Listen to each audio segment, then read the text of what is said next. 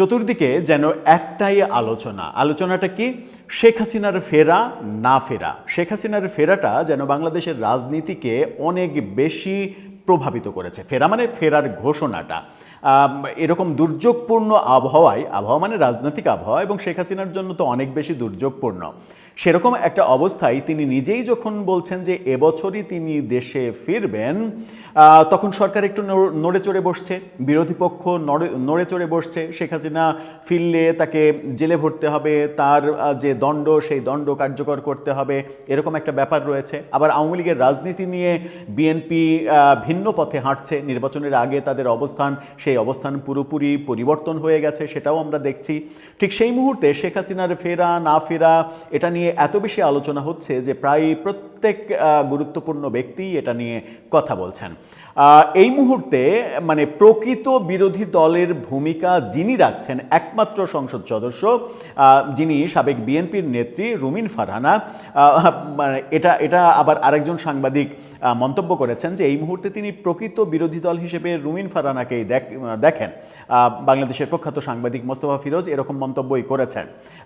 ব্যক্তিগতভাবে আমারও তাই মনে হয় যে সরকারের একেবারে নিরপেক্ষ অবস্থান থেকে সরকারের যে সমালোচনা করা উচিত সেটা রুমিন ফারহানাই করছেন। আর মানে দৃশ্যমান যারা বিরোধী দল এনসিপি কিংবা জামাত, তাদের বিরোধিতা মূলত স্বার্থ কেন্দ্রিক।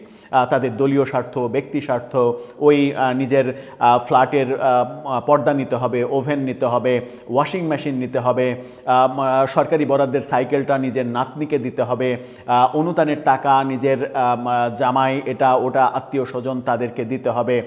এই ব্যাপারগুলোই মানে ঘটছে, এই ব্যাপারগুলোই আমরা দেখছি।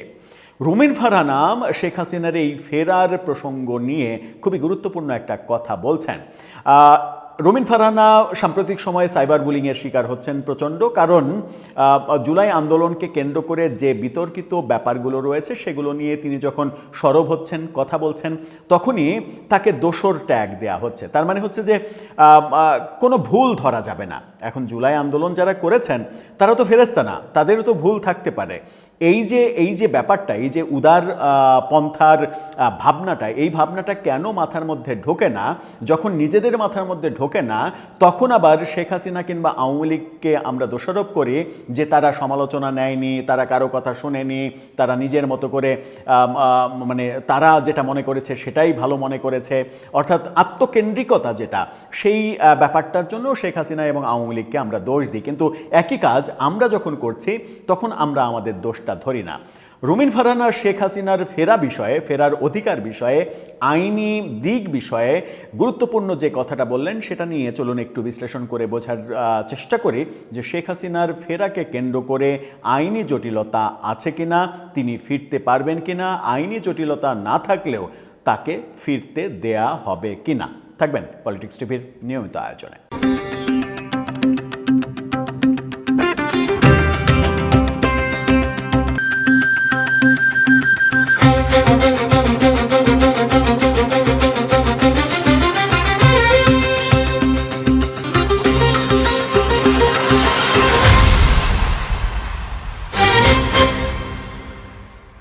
দর্শক, বলছিলাম রুমিন ফারহানার কথা, যেন একাই পরিপূর্ণ বিরোধী দলের কাজটা করে যাচ্ছেন তিনি। নির্বাচনের পরে মনে হচ্ছিল যে তিনি হয়তো বিএনপিতে ফিরবেন, কিন্তু এখন কেন যেন মনে হচ্ছে যে তার আর বিএনপিতে ফেরার পথ থাকছে না। এত বেশি সমালোচনা তিনি সরকারের করছেন।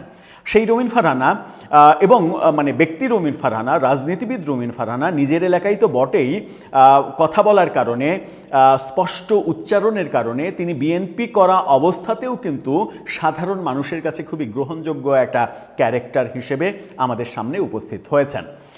তিনি যেটা বলছেন, আজকের পত্রিকা সেটা নিয়ে একটা নিউজ করেছে, আজকের পত্রিকার শিরোনামটা দেখে নিন। সেখানে তিনি বলছেন শেখ হাসিনা দেশে ফিরতে আইনগত বাধা নেই। রুমিন ফারহানা তিনি নিজে আইনের ছাত্রী, আইনগত বাধা তিনি দেখছেন না। এটা হয়তো সত্য, কিন্তু আসলেই কি বাধা নেই? কি বলছেন প্রকৃতপক্ষে তিনি?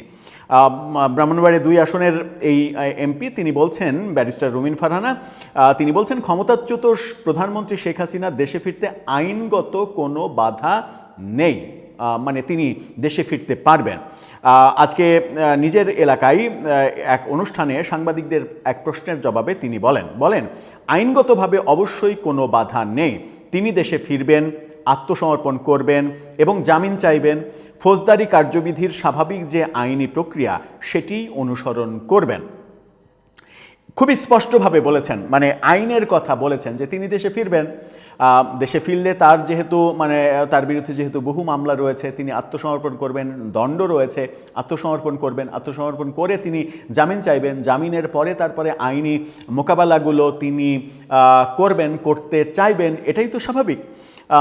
কিন্তু বাংলাদেশের আইন কি এই স্বাভাবিক গতিতে চলে? সেটা একটা বড় প্রশ্ন। বাংলাদেশের রাজনীতিবিদরা আইনকে কি স্বাভাবিক গতিতে চলতে দিয়েছেন গত 55 বছরে? দেননি। আইনকে স্বাভাবিক গতিতে যেমন চলতে দেননি, ইতিহাসকেও তারা স্বাভাবিক গতিতে চলতে দেননি। সবাই যে যার মতো করে ইতিহাস লিখার চেষ্টা করেছেন। এমনকি ইউনূস সরকার তারাও তাদের যে 8 আগস্ট 2024-এর 8 আগস্ট শপথের দিন, সেই শপথের দিনটাকে একটা বিশেষ দিবস হিসেবে ঘোষণা করেছিল তাদের সরকারের আমলে, এবং সেটাকেই জুলাইয়ের মূল দিবস হিসেবে ঘোষণা করেছিল, যেন সারা পৃথিবীতে বাংলাদেশের এই ইতিহাসটা লেখা হয় যে ডক্টর ইউনূস ক্ষমতা নিয়েছিলেন। এই ব্যাপারটা আত্মকেন্দ্রিকতা, আত্মপ্রচার, এই ব্যাপারগুলো কোন পর্যায়ে গেলে এটা করতে পারেন সেটা তো আমরা বুঝতেই পারি। পরবর্তীতে তিনি বাধ্য হয়েছিলেন জুলাই আন্দোলনের পক্ষের শক্তির সমালোচনার মুখেই তিনি বাধ্য হয়েছিলেন সেটা পরিবর্তন করতে। আইনকে ঠিক পথে যদি চলতে দেয়া হয় তাহলে শেখ হাসিনার দেশে ফিরতে কোনো বাধা নেই। কিন্তু আমরা যেটা দেখেছি, আমরা আওয়ামী লীগের সময়ে তারেক রহমান নির্বাসিত জীবনযাপন করেছেন ইংল্যান্ডে প্রায় 17 বছর। তারেক রহমান কি ফিরেছেন দেশে, কিংবা ফিরতে পেরেছেন, কিংবা ফেরার সাহস করেছেন, কিংবা তাকে ফিরতে দেয়া হয়েছে? কোনোটাই না। এবং একটা পর্যায়ে আমরা শুনেছিলাম যে তারেক রহমান বাংলাদেশের পাসপোর্ট সারেন্ডার করে সেখানে ইংল্যান্ডে যেন স্থায়ীভাবে বাস করা যায় সেই ব্যবস্থাও করে ফেলেছিলেন। পরবর্তীতে সেরকম আইনগত ব্যাপারের কারণে চটজলদি চলে আসলাম এরকমভাবে তিনি আসতে পারেননি। অনেক প্রক্রিয়া শেষে তিনি দেশে ফিরেছিলেন। তার মানে তারেক রহমানের বেলায় যে প্রক্রিয়াটা আমরা দেখেছিলাম, শেখ হাসিনার বেলাতে একই প্রক্রিয়া হতেই পারে। আবার শেখ হাসিনাকে আইনগত দিক থেকে রুখা না গেলেও একটা আইনগত দিক বোধহয় রমিন ফারহানা মিস করে গেছেন। সেটা হচ্ছে শেখ হাসিনার পাসপোর্ট বাতিল করে দেয়া হয়েছে। সেটা রেড পাসপোর্ট, সাধারণ পাসপোর্ট, সব পাসপোর্ট, যদিও তার সাধারণ পাসপোর্ট ছিল না, রেড পাসপোর্টই ছিল, সেই রেড পাসপোর্ট কিন্তু বাতিল করে দেয়া হয়েছে। শেখ হাসিনা এখন ভারতে পাসপোর্টবিহীন অবস্থান করছেন। সুতরাং তার যদি দেশে ফিরতে হয় তাহলে বাংলাদেশ সরকারকে তাকে ট্রাভেল পাস দিতে হবে। বাংলাদেশ সরকার যদি তার ট্রাভেল পাস না দেয় তাহলে তিনি কিন্তু আইনগত দিক থেকেই ফিরতে পারবেন না, কোনো ওয়ে নেই। কোনো ওয়ে যদি না থাকে তাহলে তিনি কিভাবে ফিরবেন? আবার প্রশ্ন আসে যে ট্রাভেল পাস সরকারের কাছে চাইলেই তো সরকার দেবে না। ট্রাভেল পাস চাইলেই সরকার দেবে না, কারণ শেখ হাসিনাকে ফেরানো, সেটা প্রত্যর্পণ চুক্তির আওতায় হোক কিংবা শেখ হাসিনা নিজে থেকে ফেরা, এই দুটো ব্যাপারেই সরকারের মধ্যে মিশ্র অবস্থান রয়েছে। অবস্থানটা খুবই ক্লিয়ার, সরকার শেখ হাসিনাকে নিয়ে নতুন কোনো জটিলতায় পড়তে চাইছে না। এটা সরকারের অভ্যন্তরের বিভিন্ন খবর, যেটা গণমাধ্যমে নানাভাবে উঠে আসতে আমরা দেখেছি। আবার বিএনপির যে সাম্প্রতিক অবস্থান, নির্বাচনের আগে পর্যন্ত কোনো দল নিষিদ্ধ করার প্রক্রিয়ায় কিন্তু বিএনপি ছিল না। পরবর্তীতে আমরা দেখলাম ইউনূস সরকারের মেটিকুলাস সেই আইনটা সংসদে পাশ করে আওয়ামী লীগের উপরে নিষেধাজ্ঞা সেটা দীর্ঘায়িত করা হলো। আবার আওয়ামী লীগ বাংলাদেশে আর কখনো রাজনীতি করতে পারবে না এরকম ঘোষণা স্বরাষ্ট্রমন্ত্রী দিচ্ছেন। আন্তর্জাতিক অপরাধ ট্রাইব্যুনালের চিফ প্রসিকিউটর বলছেন যে আওয়ামী লীগের বিচার আওয়ামী লীগের করা আইনেই হবে, এবং তদন্ত সংস্থা তদন্তেও নেমে পড়েছে, বিচার শুরু হয়ে যাবে দলের। সুতরাং দলকে আদালতের মাধ্যমে নিষিদ্ধ করার প্রক্রিয়াও চলছে। সব মিলিয়ে শেখ হাসিনার আইনগত বাধা নেই, এটা যেমন পুরোপুরি সত্য না, আবার আইনগত বাধা না থাকলেও শেখ হাসিনাকে ফিরতে দেয়া হবে।